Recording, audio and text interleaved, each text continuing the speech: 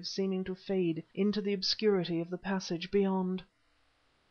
Then, with bleeding knuckles, with wild imprecations bubbling from my lips, I was battering upon the mighty door, which had been slammed in my face at the very instant that I had gained it.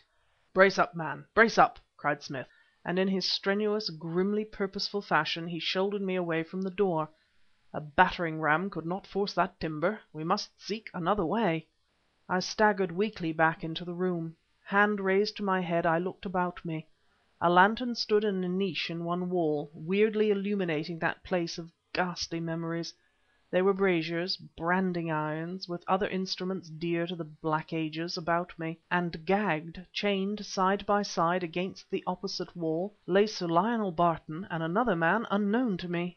Already Nayland Smith was bending over the intrepid explorer, whose fierce blue eyes glared out from the sun-tanned face madly, whose grey hair and moustache liberally bristled with rage long repressed. I choked down the emotions that boiled and seethed within me, and sought to release the second captive, a stockily built, clean-shaven man. First I removed the length of toweling which was tied firmly over his mouth, and "Thank you, sir," he said composedly. "The keys of these irons are on the ledge there beside the lantern. I broke the first ring I was chained to, but the Yellow devils overhauled me, all manacled as I was, halfway along the passage before I could attract your attention, and fixed me up to another and stronger ring." Ere he had finished speaking the keys were in my hands, and I had unlocked the gyves from both the captives. Sir Lionel Barton, his gag removed, unloosed a torrent of pent-up wrath. "The hell fiend's drugged me!" he shouted. "That black villain Homopoulo doctored my tea. I woke in this damnable cell, the secret of which has been lost for generations." He turned blazing blue eyes upon Kennedy. "How did you come to be trapped?" he demanded unreasonably. "I credited you with a modicum of brains." "Homopoulo came running from your room, sir, and told me you were taken suddenly ill and that a doctor must be summoned without delay." "Well, well, you fool!" "Dr. Hamilton was away, sir." "A false call beyond doubt," snapped Smith. "Therefore I went for the new doctor, Dr. Magnus, in the village. He came at once, and I showed him up to your room. He sent Mrs. Oram out, leaving only Homopoulo and myself there, except yourself." "Well?" "Sandbagged," explained the man nonchalantly. "Dr. Magnus, who is some kind of Dago, is evidently one of the gang." "Sir Lionel," cried Smith, "where does the passage lead to beyond that doorway?" "God knows," was the answer, which dashed my last hope to the ground. "I have no more idea than yourself. Perhaps " He ceased speaking. A sound had interrupted him, which, in those grim surroundings, lighted by the solitary lantern, translated my thoughts magically to ancient Rome, to the Rome of Tigellinus, to the dungeons of Nero's circus.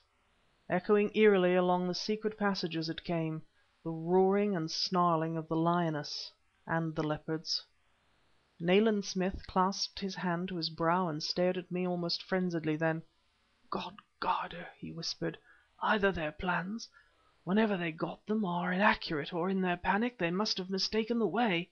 Wild cries were now mingling with the snarling of the beasts.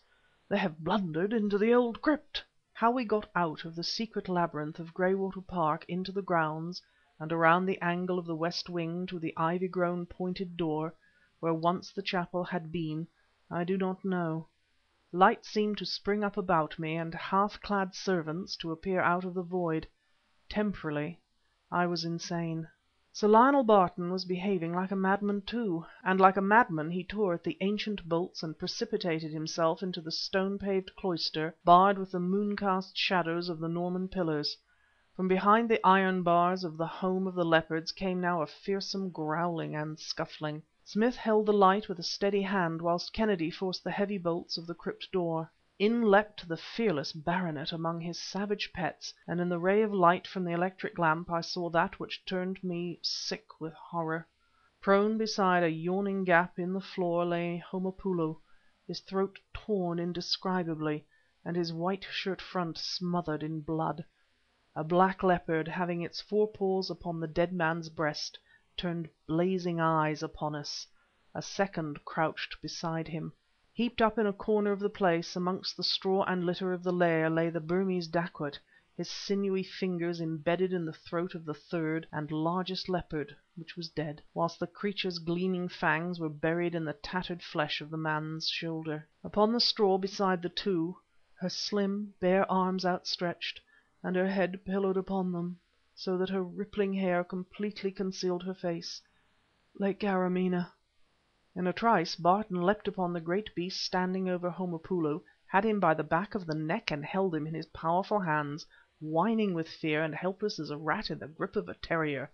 The second leper fled into the inner lair. So much I visualized in a flash, then all faded, and I knelt alone beside her whose life was my life, in a world grown suddenly empty and still. Through long hours of agony I lived, hours contained within the span of seconds, and the beloved head resting against my shoulder, whilst I searched for signs of life, and dreaded to find ghastly wounds. At first I could not credit the miracle, I could not receive the wondrous truth. Karamaneh was quite uninjured and deep in drugged slumber. "The leopards thought her dead," whispered Smith brokenly, "and never touched her." Chapter 36